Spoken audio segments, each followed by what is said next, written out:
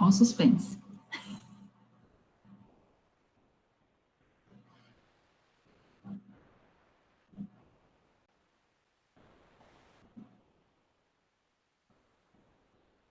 Boa noite, pessoal, tudo bem? Vocês estão me ouvindo? Como é que tá o som por aí? Deixa eu esperar o pessoal ver se o som tá saindo.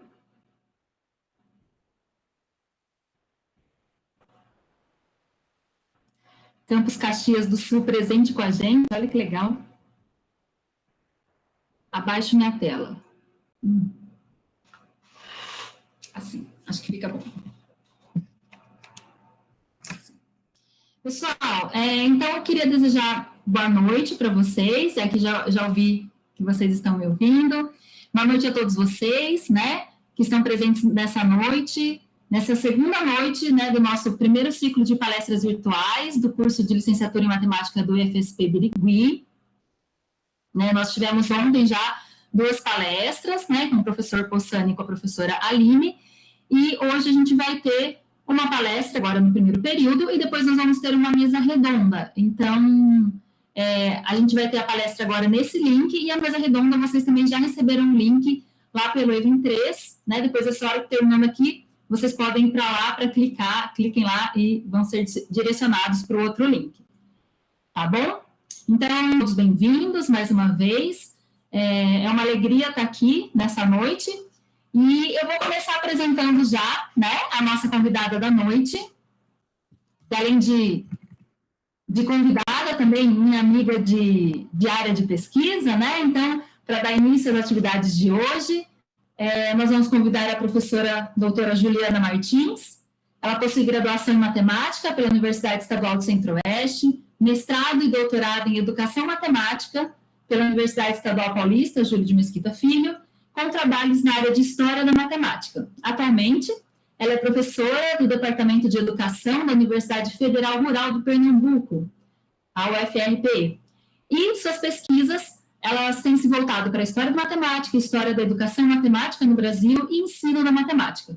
Além disso, ela trabalha com divulgação científica na área de história da matemática. Seja bem-vinda, professora Juliana.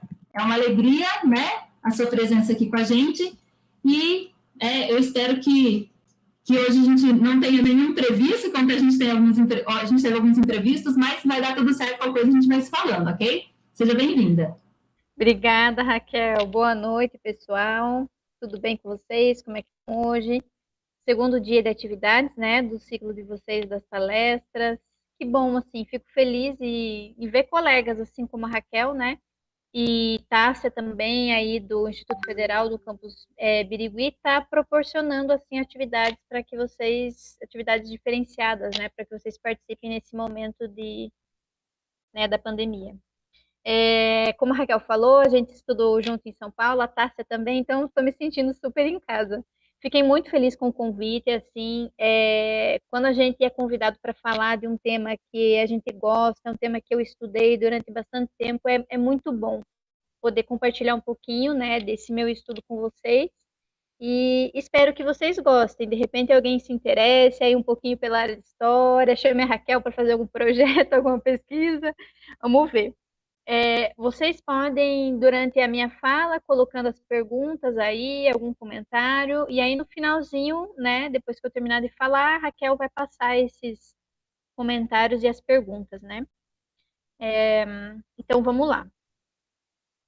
Vocês me avisam qualquer coisa, Raquel, aí se o som também não estiver legal, se a imagem está muito escura, se tiver que deitar o celular, porque estamos todos aprendendo, né, a se virar. Vamos ver aqui, eu vou projetar. Ok, Ju. Qualquer coisa eu te dou um toque, tá bom? Tá bom.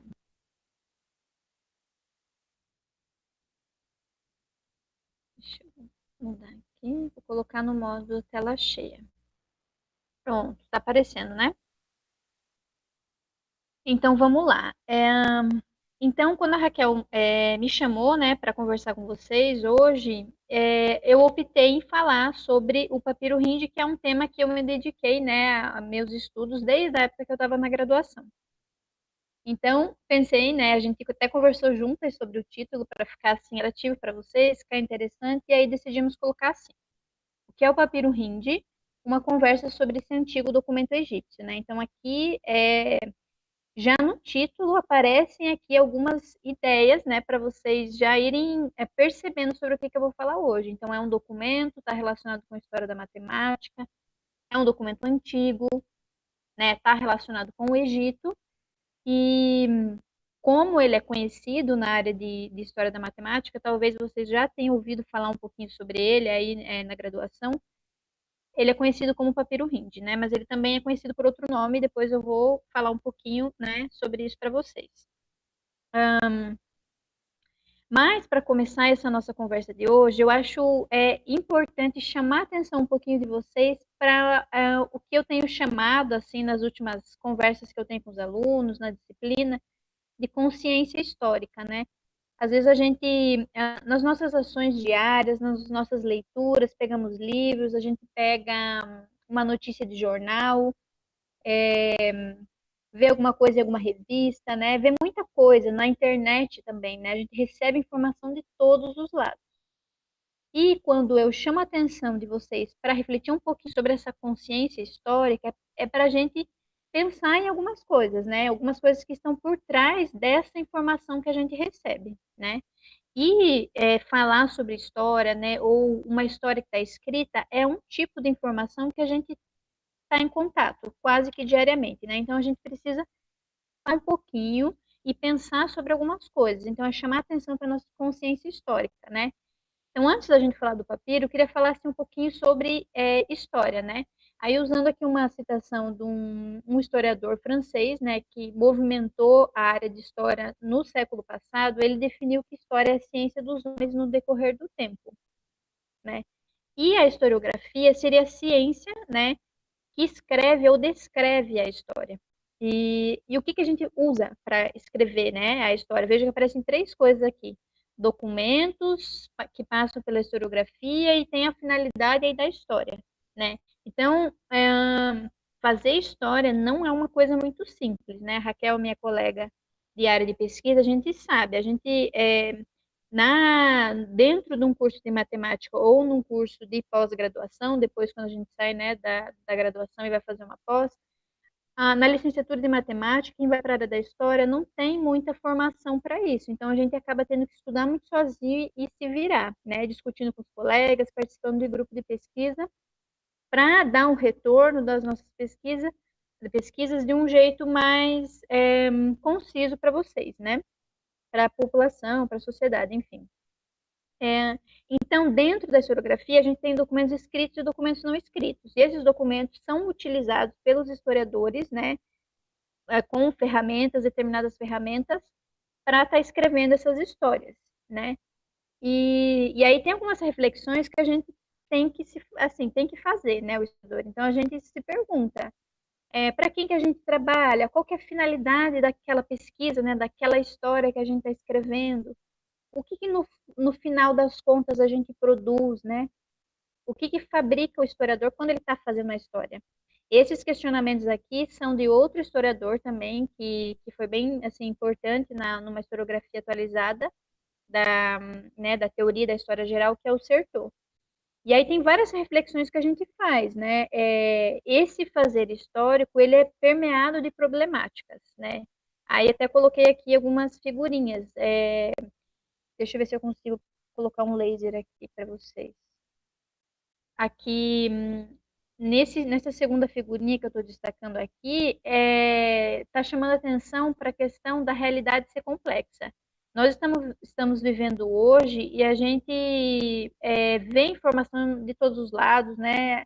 A gente está aqui no Brasil, recebe informação na mesma hora de uma coisa que aconteceu nos Estados Unidos, enfim, tem muita gente, é muita versão de uma muita opinião sobre um fato que aconteceu, né? Vamos dizer assim. Então, a gente vive na realidade e a gente vê que é complexo. A realidade é complexa. E o passado é a mesma coisa. O passado também não era objetivo. O passado também é complexo. Então, quando a gente faz história, a gente se depara com esse tipo de problema. Você vai lidar com uma complexidade, né? E aí a gente tenta estabelecer compreensões sobre aquilo que aconteceu lá no passado ao escrever essa nossa história, né? E no final das contas, a gente acaba escrevendo uma narrativa, né? Um discurso. E, e aí aqui, nessa última figurinha que eu deixei aqui, né, tá dizendo que o que, que seria então a história? Seria uma explicação do homem e do social a partir de uma coordenada sutil, preciosa e complexa, que é o tempo. Então a gente sempre precisa estar prestando atenção na época, né, no tempo em que a gente está observando aquela ação, né, aquele fato, aquilo que é o nosso objetivo ali da nossa história. Então ele tem que estar localizado no tempo. E aí aqui eu coloquei a figurinha, né, da Mafalda dizendo 1 minuto de silêncio por todos os professores de história que terão que explicar essa zona no futuro. Mas no sentido de reforçar para vocês que a realidade ela não é objetiva e que a gente vive numa complexidade. Então, futuros historiadores, quando vão se referir, quando vão construir narrativas, né, discursos, histórias sobre algo que aconteceu, por exemplo, a pandemia do coronavírus, né? Tem muitas informações de todos os lados. Então, o historiador ele vai ter que lidar com tudo isso, né? Aí, isso faz parte do processo, né, de que o historiador ele acaba tendo que passar. E aí existem, se a gente fosse assim, a grosso modo, dividir a teoria da história, a gente dividiria numa abordagem histórica que é mais clássica, um modo de se escrever história, e tem um modo que ele é mais atualizado, que Mark Bloch e Certeau, que foram os dois historiadores que eu falei antes para vocês, eles fazem parte dessa nova história, que ela começa ali mais ou menos a partir de 1922, ali com Mark Bloch, né, um pouquinho antes talvez. E dentro dessa nova história surgem várias linhagens, vou dizer assim, da nova história, desse novo modo de se construir, né, uma narrativa, um discurso que não está mais naquela abordagem clássica, que considerava válidos somente os documentos escritos, que privilegiava certos nomes, que privilegiava datas, fatos, né? A gente vê muito disso, né? Vocês estudaram na escola história, a gente lembra daquela linha, né, da divisão da história, pré-história, daí tem história antiga, idade moderna, enfim. E aqueles fatos, aquela divisão, ele sempre está dando assim um destaque para acontecimentos que aconteceram na Europa em determinadas datas ali, né? Só que existe muito mais por trás de uma data e de um acontecimento ou de um nome. E aí nessas novas abordagens aparece muito essa questão. Então, uma abordagem dentro da nova história é a história cultural. E aí eu destaquei aqui que na história cultural a ideia, né, é considerar e problematizar os usos que as pessoas fazem dos objetos e dos modelos que lhes são impostos. Então, começa a ter uma preocupação com, né, essa ação humana e problematizando, o que antes era só, né, contar a história ali de um modo mais positivo, fazer essa narrativa, agora começa um outro tipo de questionamento. E aí outro historiador ele vai dizer assim que o Peter Burke, né, que os historiadores culturais têm de praticar crítica das fontes, perguntar por que um dado texto ou uma imagem veio a existir. E se, por exemplo, né, o seu propósito era convencer o público a realizar alguma ação. E isso que eu estou falando aqui para vocês, que é para reforçar a ideia da consciência histórica para trazer para vocês. Isso aqui acontece, assim, eu gostaria que vocês refletissem sobre isso para toda notícia, para toda reportagem, para todo texto que vocês pegarem para ler, que vocês pensem um pouquinho sobre isso, que existe alguém por trás daquele texto, né, que escreveu, e ele, né, a cabeça dele não estava vazia, né, ele não era um robozinho que não tinha sentimentos ou que não pensava. Então é uma pessoa que está por trás dessa escrita, e ela tem algumas influências, né, a gente, nos nossos estudos, né, como historiadores, a gente tenta fazer com que essas influências de fora elas não apareçam né, no nosso trabalho, mas a gente tem consciência que é inevitável, que isso acaba aparecendo, né, de algum modo. E aí, nessa abordagem da história cultural, é dado um novo significado para as fontes, né? Então, aqui, o que é considerado fonte, né? Será que é só o documento escrito oficial que foi publicado, né? Então, os documentos, eles começam a aparecer sobre um novo ponto de vista, né? E ainda, eles podem ser também interrogados, né? Então, o modo de definir o que é um documento ou não e de como você vai lidar com esse documento, ele acaba mudando nessa abordagem. E aí, o mesmo historiador lá, o Certeau, ele vai dizer, ele vai dar algumas orientações, né, para os historiadores. Como é que você começa, então, o fazer histórico, né? Você vai lidar com as fontes, com os documentos. Dentro dos documentos que você tem ali à sua disposição, você vai separar alguns documentos, né, que vão servir para o seu problema de pesquisa. Então, primeiro de tudo, não há fontes sem o problema de pesquisa, né? E os documentos, eles vão estar todos voltados para essa problemática que está direcionando o trabalho do historiador. Os documentos, eles podem ser separados e formar uma nova coleção. Então, podem ter artefatos, né, coisas aleatórias que eu posso considerar como um documento para a minha pesquisa. Então, eu vou separar aquilo, vou reorganizar ele e ele vai se tornar ali um documento dentro da minha coleção e vai servir para o meu estudo, para a minha pesquisa, né? Que já, antes de tudo isso, já existia uma questão que movimentava todo o trabalho, né? E como é que essa teoria geral aí da história, né? E aí vocês podem perguntar, nossa, mas tanta coisa assim, e na história da matemática, né? Essas questões da teoria da história geral, elas acabam influenciando no modo de se escrever a história da matemática também, né? Então, a gente também tinha uma historiografia mais tradicional da matemática e hoje, né, a gente já, assim, está caminhando para uma historiografia atualizada da matemática, né? Então, numa historiografia tradicional, o que acontece? A gente vai pegar um conceito como a gente conhece hoje e vai tender a fazer um estudo de como ele é hoje até chegar lá na sua origem. A gente vai fazer esse percurso. Fazer isso é fazer uma abordagem retrospectiva. Então, você vai pegar hoje, por exemplo, o cálculo diferencial integral. Ele está assim. Aí, como é que ele era no passado? A partir do que está hoje, vai lá vasculhando, vai tentar a história tradicional, ela vai descrever a partir do hoje até chegar lá na sua origem, né? E o que acontece diferente em uma historiografia atualizada da matemática, né? E aí, a preocupação dessa historiografia atualizada, né, atualmente é o que podemos dizer hoje sobre algo que já foi tratado na historiografia tradicional, né? Então, de certo modo, nessa historiografia atualizada, a gente está tentando reescrever muitas coisas que apareciam em livros que são clássicos, né? Boyer, Ives. A gente usa esses livros, eles não são livros ruins. Eu vou dizer para você, não, né? Quem trabalha com história da matemática não pode usar.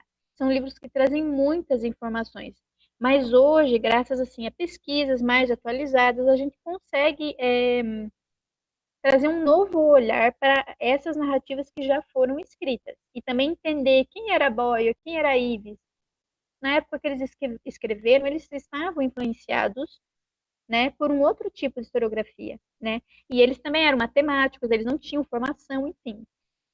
Então, na historiografia atualizada, a gente está tentando pegar essa narrativa tradicional e atualizar, né?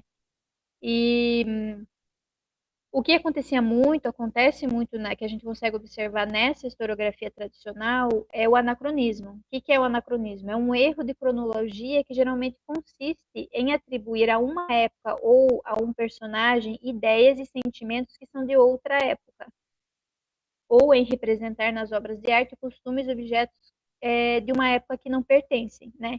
Então, é o olhar para o passado e enxergar coisas do hoje lá no passado, né? Vocês vão ver, depois eu vou falar mais sobre o papiro e vocês vão ver que isso acontece muito, né? Até assim, é um vício de linguagem, às vezes a gente acaba fazendo isso.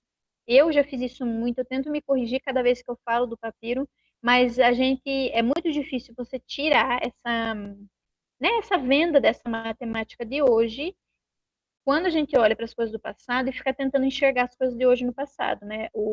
Quem trabalha com a historiografia atualizada tenta olhar para o passado dentro do passado, né? O que aquele conhecimento matemático que está lá, ele consegue, né, me dizer sem eu ficar relacionando tentando ver uma relação direta né, com as coisas do presente.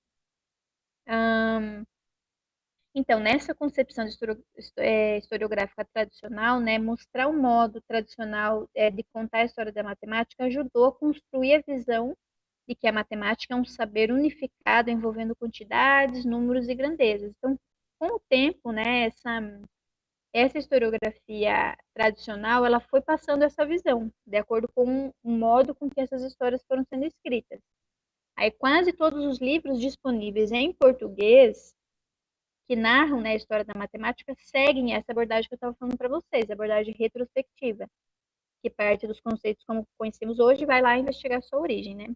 E aí, por conta disso, surgem afirmações do tipo: ah, fulano foi o primeiro a descobrir a fórmula tal, né? O primeiro a descobrir quem foi o criador do cálculo diferencial integral, ou quem foram, né? E aí começa a aparecer esse tipo de informação. E aí tá no último quadro, destaquei aqui, que isso tem pouca relevância para a área de história da matemática, né? Ou para a matemática geral. Oferece uma imagem deturpada do que realmente é a matemática, como se ela fosse uma ciência de conceitos prontos, que são dados a priori, né, e que os antigos ainda não tinham descoberto, não tinham possibilidade de conhecer. Se a gente parar para pensar, dentro de uma historiografia atualizada, as ideias do cálculo, algumas ideias relacionadas ao cálculo, elas já vêm dos gregos, ideias de infinito, de partição, e aí esse tipo de narrativa contribui para que a gente pense cálculo diferencial integral em Newton e Leibniz, né? É isso que acontece dentro dessa historiografia tradicional. Na historiografia atualizada é um pouquinho diferente. Então, quando encarada, né, quando a história é encarada como uma prática múltipla e diversa, esse conhecimento matemático ele vai se apresentar composto por ferramentas, por técnicas, por resultados que foram desenvolvidos por diferentes pessoas em diferentes contextos, né, em diferentes momentos, e cada um com suas próprias razões para fazer aquilo que eles estavam fazendo, né, que no caso era fazer matemática e com ideias singulares sobre o que aquilo significa, né? Nessa concepção aqui, a gente vai abordar épocas, personagens, localidades que já foram tratados na historiografia tradicional, só que não para reproduzir, né? É para mostrar o que se pode dizer hoje. Peraí que eu me perdi aqui um pouquinho. E sim para mostrar o que se pode dizer hoje que permita construir uma nova narrativa, diferente daquela, né, que já foi escrita. E aí, aqui no final, falando ainda um pouquinho sobre isso, muitos relatos que caíram no senso comum, reproduzindo anedotas sobre a vida dos matemáticos, além de mitos e lendas, vêm sendo desmentidos. Então, a gente já tem alguns livros de história da matemática escritos em português que eles já estão nessa linha da historiografia atualizada e eles trazem, né, essas novas narrativas nesse intuito de desfazer um pouco dessa ideia, né, de mitos, essas anedotas que foram construídas. Enfim. E aí, já mais para finalizando essa parte aqui um pouquinho mais teórica, a gente pode parar para pensar que a gente pode fazer a história da matemática essencialmente por duas razões. A gente pode ir para uma linha que vai tentar mostrar a matemática como ela se tornou o que é, ou para indicar que ela não é apenas o que nos fazem crer que é. Então, aqui a gente vê exatamente as duas faces da moeda, vamos dizer assim. A gente pode ir por uma linha, né? Ou pode ir por outra linha que vai mais no sentido da historiografia atualizada. Então, no primeiro caso, deseja-se contar como foi construído o que acredita ser o edifício ordenado e rigoroso que chamamos, né, matemática, né? São tantos discursos que colocam a matemática nesse lugar que ela assume hoje, que é a rainha das ciências, que nela essas narrativas contribuíram para dar um poder muito grande, né? E unificar a matemática como a matemática. E já no segundo, aqui numa segunda linha, né, de se fazer história, a gente, ao contrário da primeira, pretende se exibir um conjunto de práticas.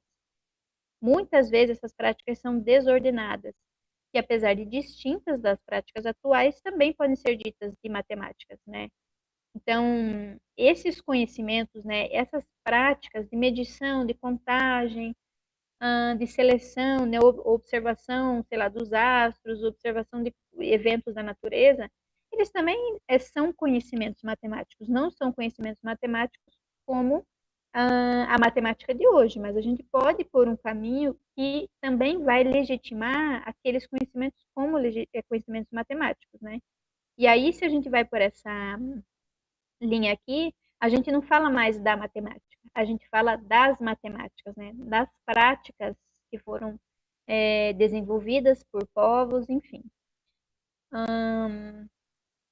E aí, bom, para construir então uma história da matemática, eu já estava falando antes para vocês um pouquinho, o historiador ele precisa se apoiar em documentos, né? Agora a gente vai sair um pouquinho daquela parte um pouco mais teórica para trazer a consciência histórica para vocês e pensar nessa questão dos registros, né? Os povos da antiguidade eles faziam os registros, né? Eles acabavam desenvolvendo, inclusive, né? Onde é que eles iriam fazer esses registros? Então, aqui tem um mapa, né? E aí está destacado nesse mapa aqui, em azul, né? Alguns povos da antiguidade. E aí, quais eram os registros desses povos que eles desenvolveram? Então, os egípcios desenvolveram o papiro, que é um tipo de papel, e faziam seus registros nos papiros. Os mesopotâmicos usavam os tabletes de argila. Os gregos, rolos de pergaminho. Os incas, quipus. Os maias faziam essas suas anotações, né, seus registros em códex, que também é um tipo de papel. Aqui tem algumas imagens, aqui então tem um papiro. Aqui o Códex Maia é um tipo de papel também, e aqui toda a escrita maia. Num obelisco também existe aqui um tipo de registro. Aqui tem o quipu com os nós, um tablete de argila, né? E a pedra de Roseta, que foi talhada aqui. Essa pedra é bem importante, depois eu vou falar um pouquinho mais sobre ela. E também é um documento histórico, a pedra de Roseta. Tem um registro nela ali. Né? Agora, vou trazer para vocês um questionamento histórico. Já que a gente falou tanto sobre consciência histórica, não é estranho olhar para esse mapa aqui e está destacado somente aqui em azul esses povos aqui nessa localidade, aqui né, no mapa mundi?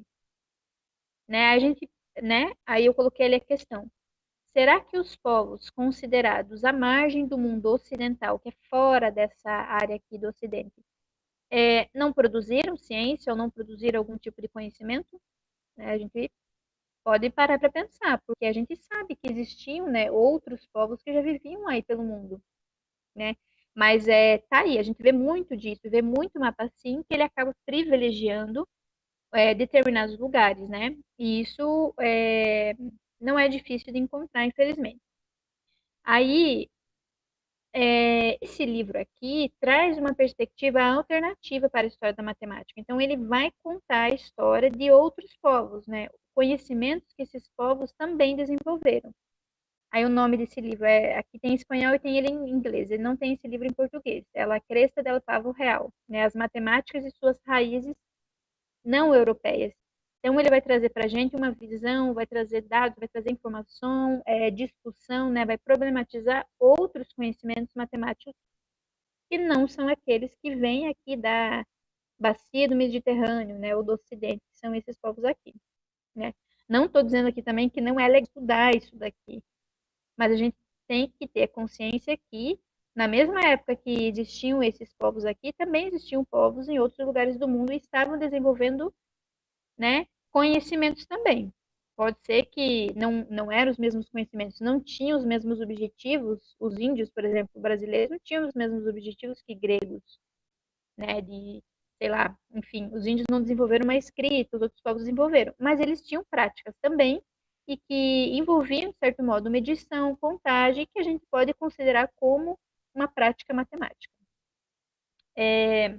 Bom, agora então a gente vou apresentar para vocês um pouquinho sobre o papiro hindi, né? Então, apresentando o documento e de onde que eu falo, né? Eu falo tanto sobre o papiro, falei que estava estudando, né, que estudei ele já desde a época da minha graduação, e tudo começou realmente nesse projeto de iniciação científica que eu fiz, né? Terminou em 2011, eu comecei em 2010, mas eu já estava estudando coisas do papiro desde antes, né? E na época desse projeto aqui, meu objetivo era construir um perfil bibliográfico do tema. Aí peguei livros, esses livros tradicionais e alguns outros que meu orientador passou na época, para entender um pouquinho o que era esse papiro, né? E a gente começou a fazer a tradução desse livro aqui, que é um livro que foi publicado pelos curadores do Museu Britânico, né? Onde o papiro está até hoje. Então, um livro bem completinho, traz uma versão assim, traz uma discussão interessante sobre o tema, né, o conteúdo do papiro. E a gente começou a traduzir, não terminou, infelizmente, aí acabou meu projeto. E depois eu fui para o mestrado, né? E no mestrado eu acabei descobrindo muita coisa, assim. Acho que está bem apagadinho, né? Acho que eu devia ter colocado mais escuro aqui, essas letras aqui, para vocês conseguirem enxergar melhor. E aí no mestrado eu acabei descobrindo muito mais coisas sobre o papiro. E aqui eu destaquei para vocês primeiros estudos do papiro hindi. Então saiu em 1877 um livro, um compêndio em alemão enorme, falando, foi a primeira publicação sobre o papiro. Vejam essa data, 1877.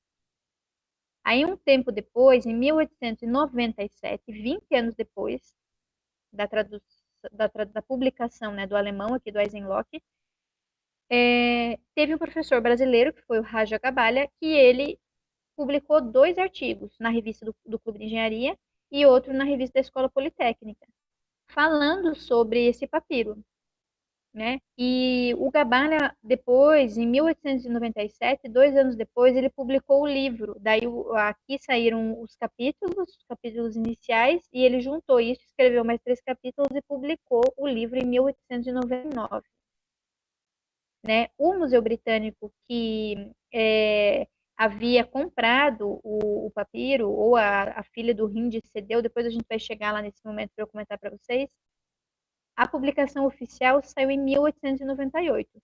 Isso significa que o Eisenloch teve acesso a fotos, né, eles chamavam de placas, mas as fotos do papiro antes da publicação oficial do Museu Britânico.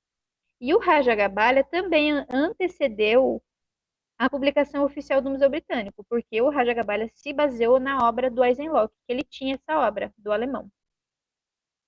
Depois, né, dessas primeiras publicações, a gente teve em 1923 um livro bem interessante do Pitt, que também fala sobre o papiro hindi. Todos eles são só sobre o papiro. E o Chase e mais, acho que 5 ou 6 autores, que também estudaram e publicaram 2 volumes sobre o papiro hindi, né? Quando descobri isso daqui, essa publicação do Rajagabalya, eu já estava lá no mestrado e eu tinha um outro projeto, e a gente percebeu que seria muito interessante estudar o que foi que esse professor brasileiro publicou nesse livro dele, né?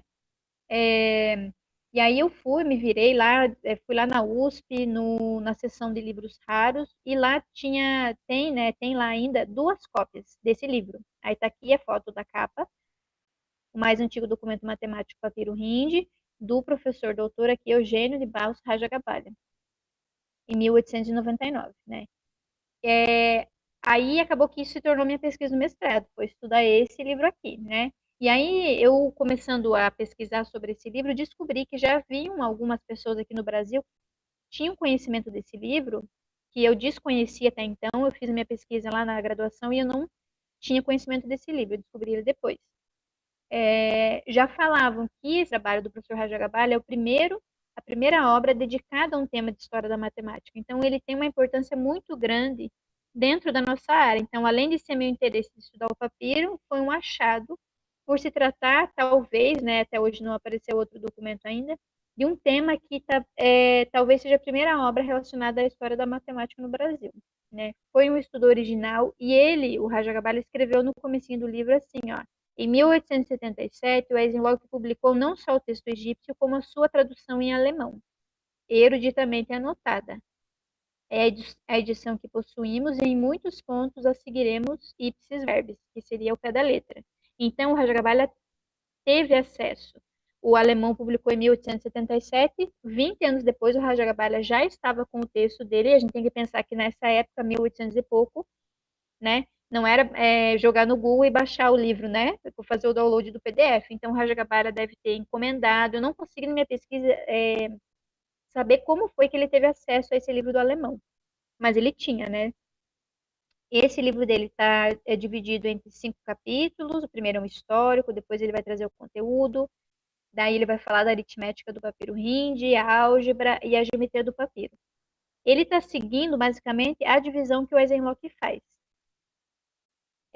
Vocês, quem já ouviu falar sobre o papiro, geralmente escuta assim: o problema é número 50, o problema é número 64, né? A gente acaba estudando ele dividindo por problemas. Essa divisão foi feita pelo Eisenhower, né? Então, ele foi o primeiro ele era um egiptólogo, ele conhecia a escrita. Quando ele teve acesso às imagens, né, eu acredito que depois que ele estudou, a primeira coisa que ele fez foi separar em categorias, né, em partes. E ele separou a parte aritmética, a parte algébrica, a parte geométrica, e ele foi numerando esses problemas conforme ele foi, né, traduzindo lá do papiro. Então, isso já é uma tradição que vem do Eisenloch e o Rajagabalha segue, né, o livro do Eisenloch, porque se a gente pensar em nível mundial, o trabalho do Rajagabalha aqui, né, foi o segundo, esses artigos dele, a falar sobre o papiro, né, que era um tema de interesse internacional. Esse aqui é o professor Rajagabalha, está aqui uma foto dele. Ele nasceu em 1862 e morreu em 1919. Ele foi professor e diretor no Colégio Pedro II, no Rio de Janeiro. Ele também teve uma participação importante na história da educação e do ensino da matemática, porque ele traduziu uma coleção de livros, que é o curso de matemáticas elementares. Aí tinha elementos de geometria, elementos de trigonometria, elementos de álgebra, acho que eram 10 ou 11 volumes, e ele traduziu do francês para ensinar no Colégio Pedro II, e o ensino lá ficou baseado nessas obras aqui, eu acho que por mais de 50 anos, né? Tanto que tem, assim, 30ª edição, publicação do livro Elementos de Geometria, né? Então, ficou durante muito tempo sendo republicada essa tradução que ele fez. E ele foi o único brasileiro que participou do quinto Congresso Internacional de Matemáticos em Cambridge, que aconteceu em 1912. Ele foi o representante do Brasil. Nesse congresso aqui, teve uma comissão que era para discutir o ensino de matemática, né? E ele, como diretor e professor de matemática no Colégio Pedro II, né? Aí há uma crítica, né, sobre isso, que ele voltou desse congresso e ele não implementou as ideias modernizadoras para o ensino de matemática nessa época aqui. Isso aconteceu depois que ele morreu, que entrou outro professor no lugar dele, que foi o professor Euclides Roxo. E esse professor, sim, batalhou, lutou para mudar o currículo do colégio, para colocar ideias que são bem próximas hoje do que a gente fala da educação matemática. E o Rajagabalha também, né, tem a importância dele dentro da área de história da matemática, porque ele não se limitou a escrever só o texto do papiro, ele ficou interessado em outros temas de história da matemática. E aí, no meu doutorado, eu acabei saindo um pouquinho do papiro e fui estudar esses outros textos e entender um pouco mais desse professor. Quem foi esse professor, né? As influências e tudo mais. Tá, mas vamos voltar para o papiro, né? Então, o papiro, como eu mostrei lá naquele primeiro quadro lá para vocês, né, dos povos da antiguidade e seus meios de registro, né? Então, o papiro foi desenvolvido pelo povo egípcio, né? Aqui está um mapa da África e tem em destaque aqui onde está localizado o Egito, né? Bem no norte lá da África. E aqui tem um mapa um pouco mais próximo que está destacando aqui as cidades principais no Egito Antigo, né? São cidades que até a gente conhece assim de nome, já ouviu falar, Alexandria, Gizé, Cairo, Mênfis, Luxor, Edifu, são lugares que ainda hoje arqueólogos estão lá tentando vasculhar, ver se encontram mais coisas, né? Acho que até um tempo atrás aí descobriram um monte de múmias, inclusive. Não sei se foi Edifu ou em outro lugar que estavam, né? Sítios arqueológicos ainda existem. Então, o papiro foi produzido por esse povo. O papiro é uma planta, né? Tá aqui uma imagem para quem não conhece o que é o papiro. Talvez você já tenha visto por aí. Teve uma época que eu andava caçando papiro pelas ruas, ficava procurando ver se tinha alguma casa que tinha papiro, até que descobri que minha avó tinha na casa dela. E eu queria fazer um papiro também, mas eu não consegui, não cheguei a fazer ainda. Quem sabe ainda consiga, né, fazer um dia. O nome científico dessa planta é Cyperus papyrus. E é um tipo de papel, né? Foi feito a partir do caule um tipo de papel. E é o principal meio de registro, então, da escrita egípcia. Aqui tem 3 imagens para a gente entender um pouquinho, né, das plantações aqui de papiro em torno do rio Nilo. E no Egito, né, é muito seco, é um deserto. Então a gente vê que no entorno do rio Nilo é bem fértil aqui, ó. Então tem aqui toda essa área verdinha de plantação. e aqui tem um destaque para a plantação de papiro. Aqui é como é feito o papel a partir da planta. Então, corta os caules em tiras, coloca sobre, né, descasca ele, depois corta em tiras, coloca numa superfície bem rígida, lisa, né? E aí vai enfileirando essas tiras, num sentido e depois no outro, né? Vai formando uma fibra aqui, vai formando umas camadas, né, de fibra, né, dessas tiras aqui. E aí, depois, isso aqui é pressionado, aqui tá uma pedra e um martelinho, mas poderia colocar uma pedra em cima, pesada, em cima de todas essas camadas, né? E colocar isso submerso na água. Aí molhava para poder soltar o açúcar, né, que tinha na planta e que formaria uma liga, né? Seria esse modo de fazer o papiro. Eu tenho aqui, que eu tinha de comprar, eu comprei dois, né? Eu falei, vai que um rasga, né? O outro tá aqui. Mas aqui é um papiro que eu comprei e a gente consegue perceber, não tá dando para vocês ver bem aí, eu acho, mas a gente consegue perceber aqui essas camadas, né? Uma no sentido, a outra na outra. E é um papel bem resistente. Não é à toa que até hoje esses papiros sobreviveram e estão em museus, né? Diferente de um papel de caderno nosso que se molhar ele se dissolve, o papiro não. Então, eu não tenho coragem de fazer isso com os meus, mas o papiro você pode amassar ele não rasga. Você pode amassar, fazer uma bolinha, desamassar, que ele, né, vai continuar assim intacto. E eu comprei também um outro que ele tem uma pintura aqui. E da própria flor ali do papiro, eles faziam as tintas coloridas, né? Depois vocês vão ver que no papiro é usada a tinta preta e vermelha. Que mais? Vamos ver aqui. E aí, sobre a história da matemática do Antigo Egito, né, os historiadores que vão falar sobre isso precisam de fontes dos seus documentos. Existem alguns papiros, né, papiros que têm conteúdo matemático, depois que foram, né, estudados, traduzidos, conseguiram perceber isso. Os mais famosos são esses, o papiro Hindi, o papiro de Moscou, o papiro K1, o papiro de Berlim e o papiro do Cairo. São nesses papiros que aparecem aí algum conteúdo, né, que depois de feita a tradução e o estudo, né, atribuíram conteúdos matemáticos. O papiro hindi é considerado mais importante porque ele é o que tem mais conteúdo. Depois vocês vão entender, porque ele é muito grande e ele tem vários problemas. Então, pela questão dele ter mais conteúdo ali, ele é considerado a maior fonte, né, o papiro mais importante. Então, veja, o que eu falei tanto desse papiro, o que, que é, né, o papiro hindi?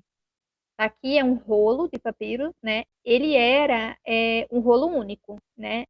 Ele, com o tempo, acabou deteriorando e ele rasgou nessa parte aqui.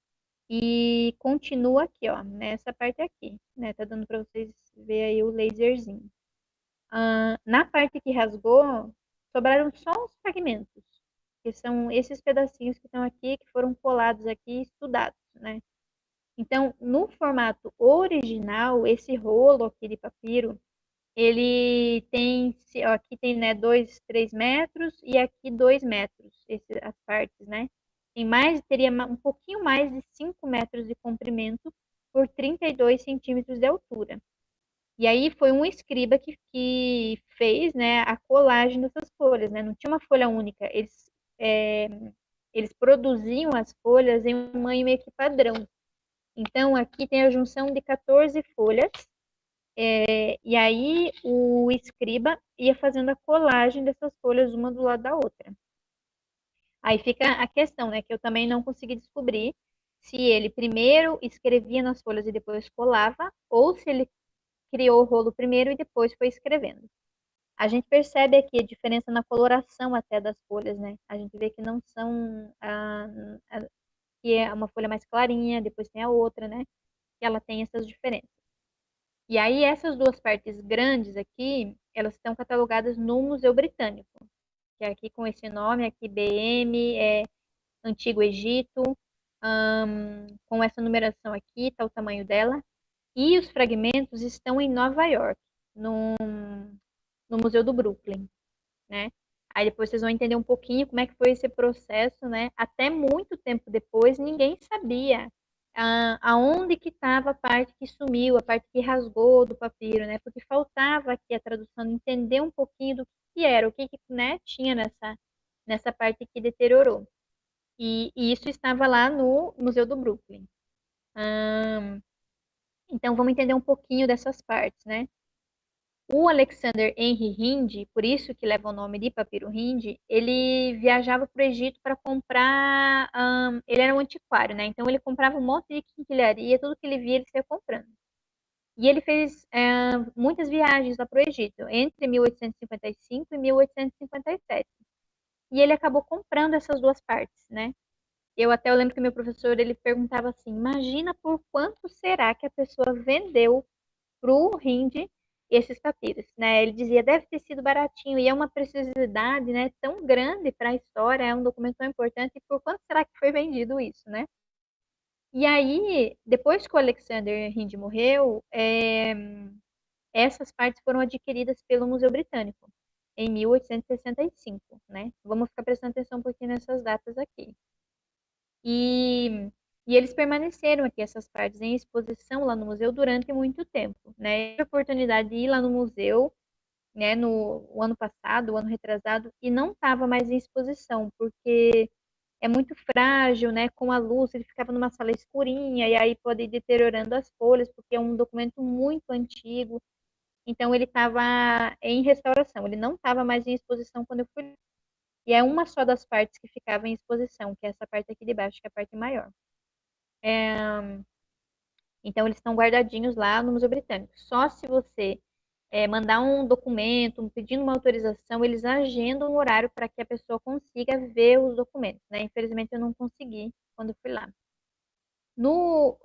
Já os fragmentos, né, que estão no Museu do Brooklyn, em Nova York, eles foram comprados aí por outra pessoa. Era um médico que estava viajando lá no Egito, também em Luxor, e comprou, um pouco tempo depois, ó, 1855, e ele foi lá em 1862. E ele comprou esses fragmentos aqui. E aí, lá nos meus estudos, foi no livro do Pitt, essa informação não tinha em outros lugares, mas no livro do Pitt eu descobri que em 1922 eles conseguiram aqui, por meio da tradução, descobrir que a parte que faltava lá, dessas duas aqui, a parte que rasgou, eram esses fragmentos que estavam no Museu do Brooklyn, né? E aí, segundo o que está no site, esses fragmentos sim estão em exposição lá até hoje. Quem chegar lá pode conseguir ver. Então, algumas informações aqui mais específicas sobre esse Egito. Não é aquela dos desenhinhos lá que tem os hieroglifos? Aquela escrita é a escrita mais antiga, a escrita hieroglífica. O papiro ele está escrito na escrita hierática, que é uma escrita um pouquinho mais cursiva. Ela não é mais tão cheia de desenho. Ela tem ainda os hieróglifos, mas ela já é um pouco mais cursiva. E aí depois dessa escrita tem outra, que é a demótica. Essa escrita demótica, ela já é mais popular, ela já é bem mais cursiva do que as duas anteriores. Essa escrita hierática, quem dominava mais eram os escribas, eram pessoas da sociedade que tinham, né, um acesso um pouco maior a escrever. Não era toda a população que escrevia, isso aconteceu depois com a escrita demótica. E a escrita era da direita para a esquerda, por isso que vocês podem ter achado estranho que o papiro comece aqui, na direita, que ele venha vindo nesse sentido para a esquerda, daí, né, teve os fragmentos, aí continuou aqui e terminou ali. Então, é assim que escreve essa escrita, da direita para a esquerda. E aqui a gente consegue perceber, deixa eu ver se eu consigo aumentar um pouquinho aqui. Ó, a tinta vermelha e a tinta preta. Então, o escriba, né, a pessoa que escreveu o papiro, ele usou as duas tintas. O que mais aqui? E o escriba deu um título ainda. Então, veja, ele, né, estava lá escrevendo e decidiu colocar um título para tudo isso que ele ia escrever nesse papiro. E ele escreveu assim: regras para se perscrutar, que é investigar a natureza e se conhecer tudo quanto existe, cada mistério e cada segredo. Então, é um título muito solene, é um título que dá uma importância para aquilo que está sendo copiado, aquilo que está sendo escrito, né, ali. Ele está escrito na frente e no verso. Então, quando a gente olha aqui, são 5 metros de comprimento, mas além disso, além dessa parte aqui da frente, ele também está escrito no verso. Tem muita coisa do verso que está em branca, muitas partes estão em branco, mas também tem trechos que tem escritas, tem problema do outro lado também. Então, o Eisenloch, ele catalogou 87 problemas, ele conseguiu identificar 87 problemas aqui no papiro e tem outros conteúdos também, tem tabelas de multiplicação, de fração. O escriba, quando ele deu o título, né, e ele decidiu aqui escrever esse documento, ele, não foi bobo, colocou o nome dele, Hermes, aqui. E por isso que nos livros, né, às vezes, bem pouquinho, não aparece muito, papiro Hermes. Então aparece papiro Hindi, porque né, Hindi foi a pessoa que comprou, ou papiro Hermes em homenagem ao escriba, que foi esse escriba que copiou. Aí vocês podem estar se perguntando, mas ele escreveu, copiou, enfim. Depois a gente pode discutir um pouquinho sobre isso. E ele também colocou a data, que depois que foi traduzido aqui, o que significava aquela data que ele colocou ali, aí identificaram como sendo aproximadamente 1650 a.C., né? Mas quando o Hind e o Edwin Smith compraram essas partes do papiro, ainda ninguém conhecia essa escrita, né? Veja que engraçado, eles compraram, né? Tem os símbolos, conseguem ver alguma coisa ali, tem triângulo, mas não ninguém conseguia ler esses documentos. Não só esses, todos os papiros que tinham sido encontrados até aquela época ainda não podiam ser lidos porque a escrita não estava traduzida. Isso só aconteceu depois, quando a Pedra da Roseta foi encontrada e traduzida. Graças a essa pedra é que a escrita egípcia foi traduzida. Então, a partir dela é que os papiros puderam ser lidos, né? A Pedra da Roseta também está no Museu Britânico. Ela eu consegui ver quando eu fui lá. Ela fica exatamente aqui no centro de uma salinha e fica cheio de gente. Se não for o objeto mais visitado, é um dos objetos mais visitados lá no Museu Britânico. E ela é bem grandona, tem 1,20 m, eu acho, quase de altura, e ela está quebrada, né? Eles fizeram uma reconstituição lá no Museu Britânico de como seria o formato original dessa pedra. Seria esse formato aqui.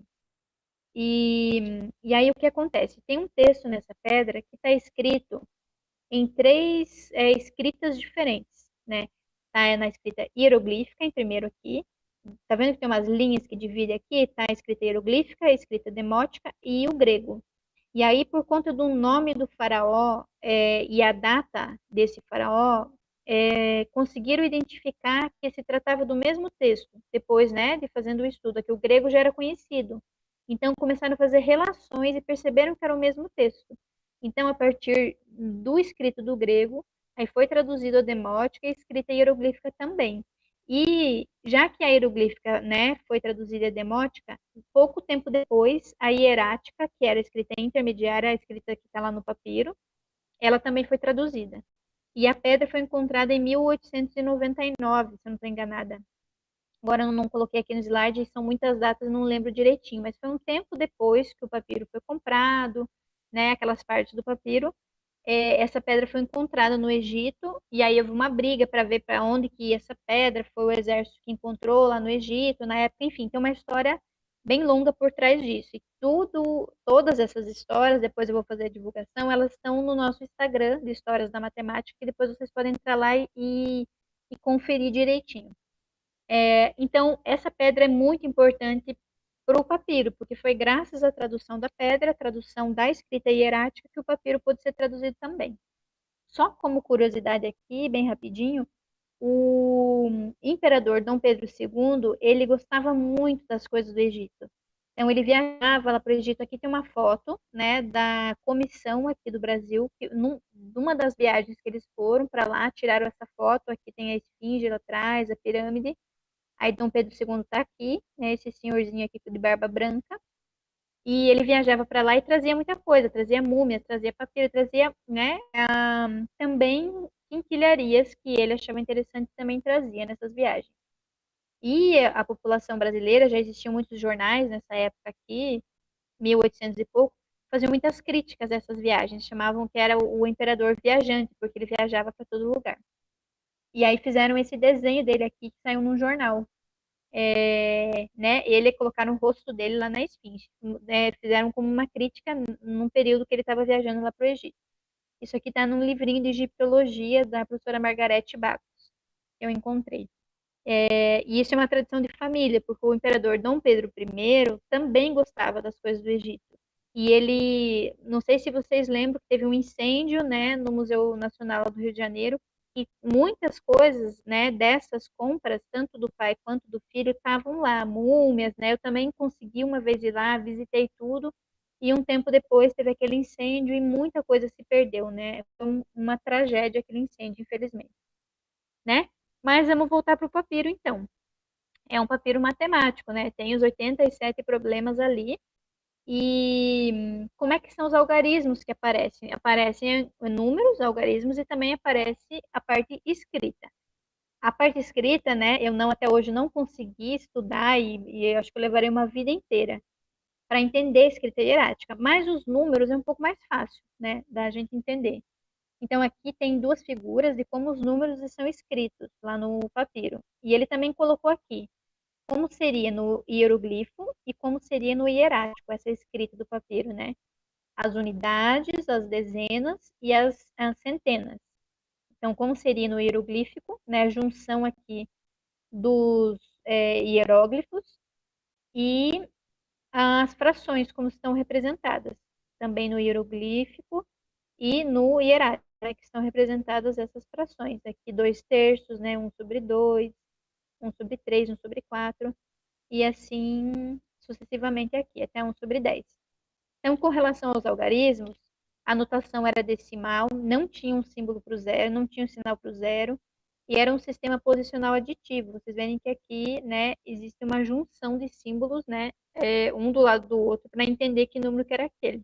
Diferente do nosso, por exemplo, que para escrever 53, a gente não escreve 50 mais 3, né? A gente escreve o 5 no primeiro, né, no lugar ali da dezena e depois o 3. Então, tem posição no número. Aqui não tinha. As frações aqui sempre tinham uma relação com o todo. Por isso que era 1/2. A exceção era 2/3, que até hoje ainda eu estudo e teria que estudar mais a fundo para entender por que a única fração diferente era 2/3. Aí tinha, as demais eram sempre com relação ao todo, né? Era uma parte com relação a essa unidade. Por isso que a gente chama hoje de frações unitárias. Para eles não tinha esse sentido, não, eles não conheciam assim. Mas a gente chama de frações unitárias, né? E esse é um pouquinho um erro de anacronismo que a gente faz. Então aqui seria 1/2, 1/3 e assim, né, até 1/10. Aqui eu coloquei essa imagem aqui, que ele vai mostrar em vários papiros aqui, papiro de Moscou, papiro de K1, num outro rolo que papiro, no papiro Hindi, né, como é que aparecem essas quantidades aqui, 100, 200, 300, até o 4.000. Aí eu coloquei essa imagem aqui, porque agora eu quero convidar vocês para a gente fazer a tradução, né, agora eu acho que vai ficar para o tempinho extra ou como tarefa de casa para vocês. Eu queria convidar vocês, ó, a traduzir e interpretar esse problema que está aqui. Esse problema que eu fiz o recorte aqui é o 79. E nele está dividido aqui, ó. Vocês conseguem perceber que tem uma parte aqui e uma parte aqui. Os números são aqui essa escrita da parte aqui da esquerda. Aí o conteúdo que estaria mais relacionado com o que significa esses números, né? Que aí isso aqui a gente não consegue traduzir por essas informações aqui. Aí deixaria para lá, mas eu queria convidar vocês para traduzir esses números aqui, né? Aí eu já vou dar umas dicas aqui. Ó, aqui embaixo eu coloquei, ó, representação hierática para o total. Tá vendo esse primeiro símbolo aqui? Deixa eu dar o zoom nele aqui, depois eu volto. Esse aqui e esse daqui, eles significam total. E eles aparecem aqui, ó, no problema ali. Se a gente observar, vou pegar o fio zoom. Aqui, ó, aparece total aqui. Não sei se vocês estão conseguindo ver. E aparece total aqui também. Então, são dois cálculos que foram feitos nesse problema 79. E aí, vocês podem fazer isso depois, né? Eu posso mandar a apresentação. Mas, ó, vamos pegar só o primeiro aqui, que é parece um S aqui, um meio curvadinho. Se a gente for ver aqui, ele está aqui nas unidades, ó. É esse daqui. E ele representa o 7. 1, 2, 3, 4, 5, 6, 7. Então, ele está aqui. E aí, assim, era para a gente ir fazendo, né? Para todas essas linhas aqui onde tem números. Assim, e aqui também. Aqui tem uma parte que é escrita, mas também tem a parte que é de número, que a gente conseguiria traduzir. Tá bom? Aí, deixa eu perguntar aqui para Raquel. Eu já dou aqui o spoiler e apresento o que seria a tradução ali? Ou deixo para como atividade, sei lá, para eles mexerem com isso depois? Você que sabe, Jô, pode ficar tranquilo. Cadê eles no chat? O que eles estão comentando? Se eles querem ver ou se eles querem eles Pessoal, sentirem um pouquinho vocês querem ter disso? dificuldade ou vocês querem já a tradução do papiro? Coloquem aí, a gente espera um pouquinho, tem um delay, né? E a gente já vai saber. Aham. Se eles quiserem traduzir, sentir um pouquinho na pele o que é ser né, o historiador e passar por essa questão da tradução, a gente deixa. Vamos ver o que vai vir.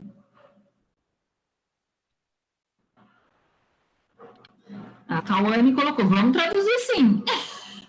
Estou com medo de... Não, mas eles querem. É. Vamos o quê? A gente, né? Você, no caso, né? Será? Ó, a Carol falou que está muito curiosa. Eu acho... Ó, eles querem que você traduza. Então, vamos traduzir. Então, vou mostrar. Então, aqui nessa imagem, a gente já consegue entender o que são esses números. Aqui já está feita a tradução, né? Eu acho legal, depois eles podem pegar isso e tentar traduzir, porque tem um erro aqui, né? O escriba, porque teve aquela discussão que eu falei entre cópia e escrita, né? Aí, pessoas que estudaram o papiro acham que o papiro era uma cópia justamente por conta de alguns erros que o Armes, né, na hora que estava copiando, ele errou. Às vezes a gente está copiando uma coisa, passando um texto de um lugar para o outro, a gente também acaba errando. E não tinha borracha, não tinha errorex, não tinha isso naquela época. E talvez ele nem tenha percebido que ele errou. Mas nessa imagem aqui, que eu tirei de um livro lá, Matemática no Tempo dos Faraós, ele não comenta desse erro, né? Então eu vou deixar assim, e depois eles fazendo a tradução, eles podem identificar onde é que está esse erro, tá? É um número que está copiado errado. E vocês vão conseguir identificar porque a soma está certa, tá como se o número fosse um número que não é, por conta desse erro. Mas vocês depois fazendo, vocês vão conseguir identificar. Então, nessa primeira parte aqui, os números que estão escritos são 7, né, 94, 343, 10.040, 10, é que eu estou lendo errado, né?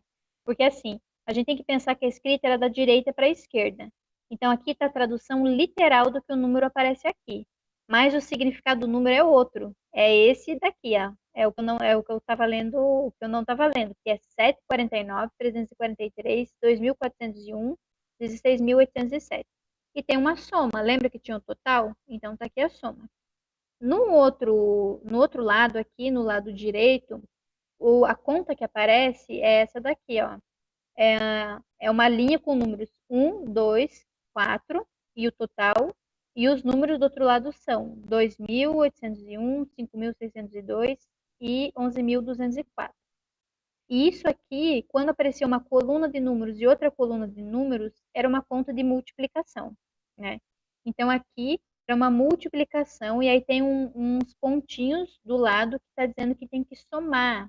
Aqui está relacionado com a multiplicação egípcia. Se eu marquei a linha do 1, a linha do 2, a linha do 4, então eu estou multiplicando alguma coisa pela soma desses números. Então é 1 somado com 2 somado com 4. Então aqui vai dar 7, né? 1 com 2 dá 3, com 4 dá 7. E aí eu tenho que somar os números correspondentes do outro lado, que foram duplicados. Se vocês perceberem, 2.801 foi duplicado, que deu 5.602, e foi duplicado, que deu 11.204. Só que se eu marquei aqui que é para somar 1, 2, 4, então eu tenho que somar do outro lado também. Então a soma está dando 19.607. Quando soma por duplicação, né, a multiplicação egípcia era assim, era fazer duplicações de um número que está disposto em duas colunas, né? E eu sempre vou usar o 1, o 2, o 4, aí vai duplicar, vai o 8, e assim sucessivamente, vai sendo feito por duplicações. E aí eu vou marcar do lado os números que eu vou somar, vão me dizer por qual valor eu estou multiplicando aquele primeiro número que eu coloquei do outro lado, né? Então, essa multiplicação aqui, na verdade, ela é 7 vezes 2.801. E o escriba, vejam a sacada, ele colocou essa soma aqui, né? Se vocês observarem aqui, são potências de 7, ele somou, e a conta que está do lado é que multiplicar 7 por 2.801 dá o mesmo resultado, né? Aí, nos livros, né, daí que começa uma interpretação, né? O que será que ele estava querendo dizer colocando essas duas somas e elas têm o mesmo, né? Fazendo dois cálculos diferentes, multiplicando 7 por 2.801 e fazendo essa soma aqui dessas potências de 7, dá o mesmo resultado, né? Então, tem algumas interpretações sobre esse problema.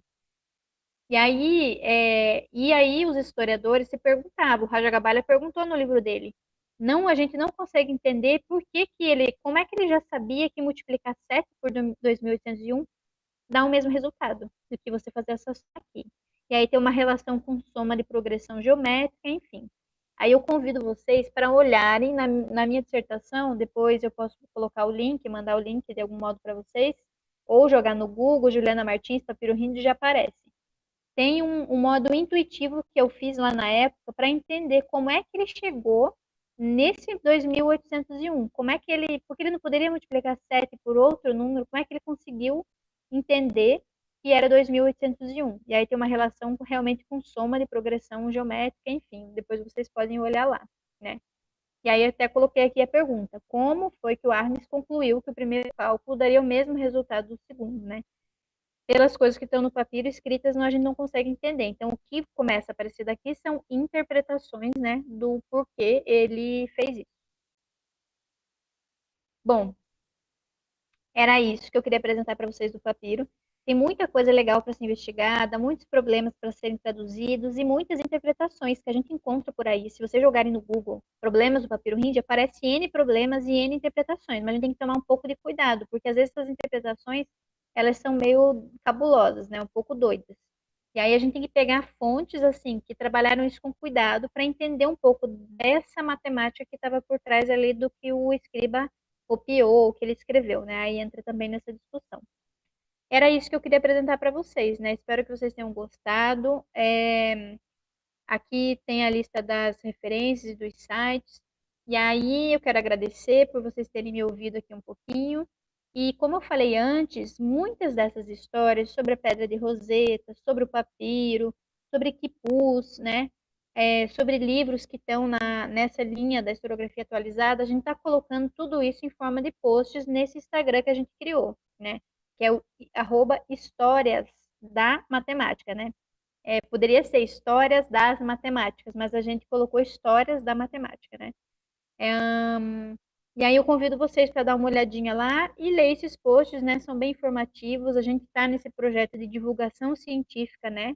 Da história da matemática, e um meio que a gente arrumou nessa pandemia foi aí aqui as nossas fotos, né?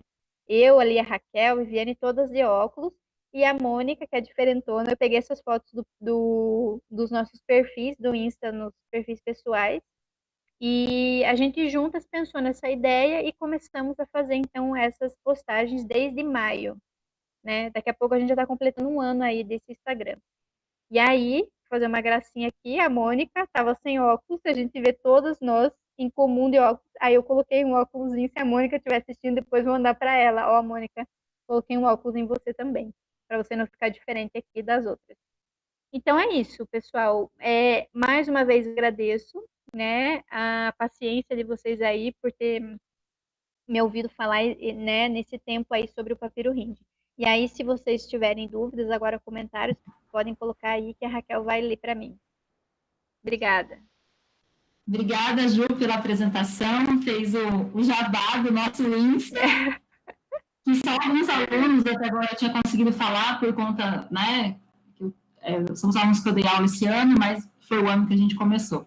Mas temos perguntas, sim, né? Então, a gente vai fazer um pouco rápido, porque o nosso tempo já está no limite, mas deixa eu dar uma olhada aqui, que a gente foi separando, tá?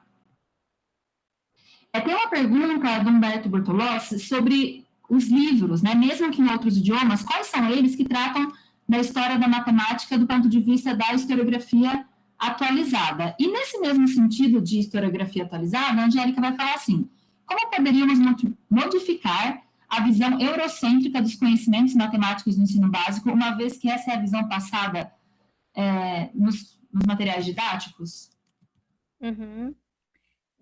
Eu vou responder a pergunta do Humberto, aí depois você lê de novo da Angélica, para mim, por favor. Minha cabeça não está muito boa esses últimos dias. Muita coisa. Mas vejam bem, a pergunta do Humberto vai em que livros que estão na direção dessa historiografia atualizada. Livros em português, né? Eu acho que ele está se referindo. Tem o livro da Tatiana Roque, que é a História da Matemática Desfazendo Mitos e Lendas, né? Todo o estudo dela vai nesse sentido de desfazer um pouco dessa, né, reescrever essa narrativa tradicional da história da matemática. E tem um livro do professor Fumikazu Saito, que é o Reconstrução, História da Matemática e suas reconstruções contextuais. Se eu não estou enganada. Também no nosso Instagram a gente divulgou esse livro. Foi a última divulgação que a gente fez de livro. Foi desse livro do Fumikazu. E ele é um livro excelente porque ele tem ele tem um elemento de ajuda na formação dos professores, né? Além de ele contar a história, né, nessa linha. E aí tem o livro ali que traz essa visão de fora ali da Europa, né, das outras matemáticas, aquele La Crescita del Pavo Real, só que ele não é um livro muito fácil de ser encontrado, né? Ele está esgotado, a gente nem sebo não consegue encontrar, e é uma pena, porque ele é um livro muito bom e ele traz essas outras matemáticas, né? Eu acho que livros que estão em português, que tratam, que vão nessa linha da historiografia atualizada, seriam esses. E são livros escritos por dois, né, professores brasileiros, pesquisadores que estudaram, né? Mas tem... Ele até perguntou em outros idiomas, né? Mas eu acho que dando essa daí, na bibliografia desses, já vai ter desses outros... Tem. Isso que eu ia dizer, porque eles se basearam em muita pesquisa, pesquisa de mestrado, pesquisa de doutorado ou pós-doutorado, que já são mais atualizados e já trazem uma nova leitura desses documentos. Então, eles usam essas pesquisas também, né, para escrever o livro deles. Então, dali a gente já consegue ir para outras referências mais específicas, né? Aí a pergunta da Angélica. Senão a gente não consegue fazer. Como que a gente pode modificar um pouco essa visão eurocêntrica dos conhecimentos matemáticos, uma vez que o que está no livro didático, isso pensando em educação básica, é outra história, né? É a história tradicional. Como é que a gente pode mudar isso um pouquinho? Se formando um pouquinho, eu acho que nessas oportunidades que a gente tem, a gente acaba contribuindo para a nossa formação enquanto professores, né? Então, eu tenho pegado muito no pé dessa questão da história na formação de professores. E aí a gente acaba dando oportunidade para os professores conhecer um pouco desse outro lado, e aí eles vão ter conhecimento, vão ter ferramentas para fazer diferente também, né? E aí é aproveitar espaços, né? Teve uma live da professora Arlete que eu indico muito que vocês assistam, que é a importância da história na formação de professores, e ela traz um exemplo. Esse meio de fazer multiplicação dos egípcios por meio da duplicação, por que a gente não ensina multiplicação para os nossos alunos assim? Porque se o aluno souber somar um número com o outro, ele vai conseguir somar com o outro, com o outro, com ele mesmo e depois com o outro, e ele consegue também, ele vai acabar caindo na multiplicação, né? E a gente, na multiplicação, que a gente gostaria de ensinar para eles aquele algoritmo, tem que decorar tabuada, enfim. Então, a gente acaba ficando muito preso em seguir o ensino de determinado modo, mas também a gente não teve muita formação para fazer diferente, né? Por isso que ela fala muito a importância da história, né, nesse sentido. Então, na medida que a gente vai conhecendo outras técnicas, vai explorando essas práticas matemáticas, né, de outros povos, outros lugares, outros tempos, a gente também pode incorporar isso na nossa prática. Então, assim, eu fiquei pensando nessa questão de ensinar multiplicação. Antes de partir para tabuada e algoritmos, você pode ensinar, se ele souber somar um número com o outro e ir duplicando, ele consegue multiplicar um número pelo outro. Então, é assim, aproveitar esses espaços, né, tentar se formar na medida do que for possível e falar e agir. Tá. A Maria Eduarda, ela está falando assim, né? Ela está perguntando, quando o papiro hindi foi descoberto, quais foram os profissionais que trabalharam para traduzi-lo? Existe algum matemático em especial que trabalhou nessa tradução? Aí o Igor vai perguntar se ainda existem papiros que têm problemas matemáticos que ainda não foram solucionados. Acho que não foram decifrados, talvez seja alguma coisa nesse sentido. Ah, eu acredito, né, mas assim, eu não sei, teria que investigar um pouco mais sobre isso, que não haviam matemáticos por trás das traduções, aí dos papiros, né? Eram egiptólogos, né? Pessoas ali, depois que descobriram a Pedra da Roseta e que a escrita hierática, né, ela foi traduzida e começou a ser divulgada, né, junto nessa época teve um boom da egiptologia no mundo, que eram pessoas interessadas pelas coisas do Egito. E com a tradução da escrita hierática, isso aumentou muito mais o desejo das pessoas estudarem sobre isso. E aí criaram, inclusive, cadeiras de egiptologia, né, em universidades aí da Europa, e isso também chegou no Brasil, esse interesse pelas coisas do Egito. E aí começaram a formar essas pessoas. Os egiptólogos eram eles que traduziam os papiros, né, que dominavam a escrita. Aí eu acredito que não haviam matemáticos por trás disso, né? E já pegando o gancho para outra pergunta, eu acredito que só se descobrirem novos papiros é que vai continuar, né, esse processo aí de tradução. Eu acredito que os que já têm já foram traduzidos, né? Ele também, Humberto, está perguntando se o uso de duas cores, que é o preto e vermelho, tem algum propósito. E vamos nessa, depois a outra que não são um pouco Tá, tá. distintas. Era naquela imagem que eu mostrei para vocês, a gente viu o que estava em vermelho, era o título, né? E aparece no papiro, geralmente nos títulos dos problemas, ou para separar, para demarcar um problema do outro. Então, eu acredito que era mais, né, nesse sentido mesmo de destacar determinadas informações.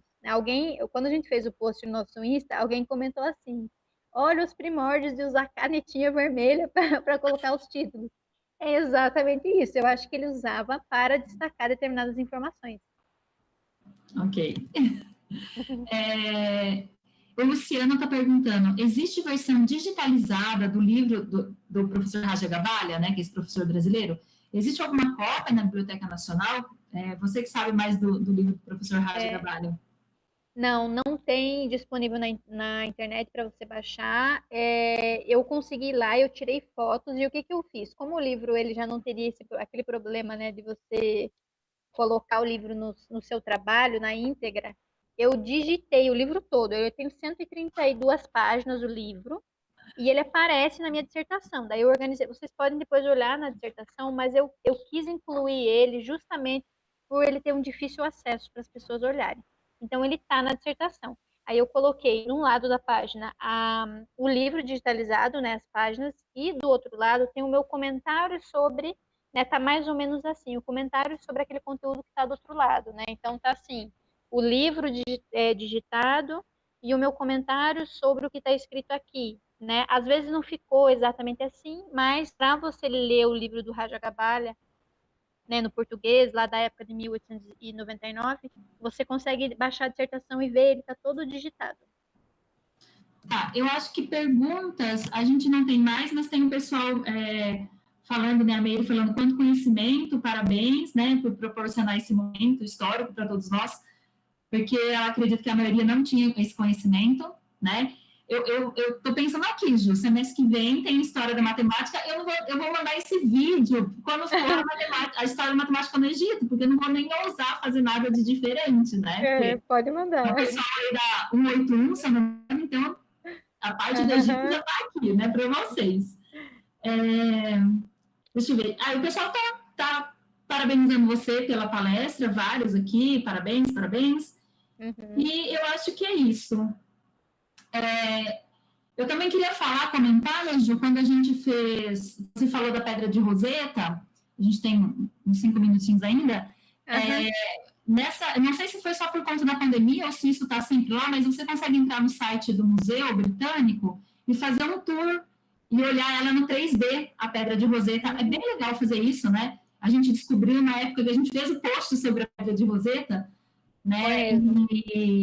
Então, o pessoal que quiser conhecer mais sobre essa pedra, desse post está falando, mas você pode visitar também o site do Museu Nacional, eu estou pensando no museu lá, né? No Museu Britânico, né? Porque você consegue ver essa pedra, é muito legal, assim, né? Não é todo mundo que vai ter a oportunidade de ir lá no Museu Britânico, igual a Ju foi, e conhecer, mas, né, a gente pode conhecer virtualmente nesses tempos de pandemia. Sim, eu até não mostrei, mas eu comprei lá também na lojinha do Museu Britânico, é um cartão postal. Veja se eu vou ter coragem de escrever alguma coisa. É óbvio que não, né? Eu vou guardar isso aqui para sempre. É um cartão postal, é uma réplica da Pedra de Roseta. Aí tem as divisões aqui, né? É meio ruim a imagem, mas aqui tem o texto todo dividido entre as três partes. É muito legal, assim, e ter essa oportunidade realmente de ver o documento assim, para a gente que é da área de história, é uma coisa maravilhosa, né? E é uma luta para você conseguir tirar uma selfie lá na pedra, porque sempre tá cheio de gente em volta da Pedra de Roseta. Sim.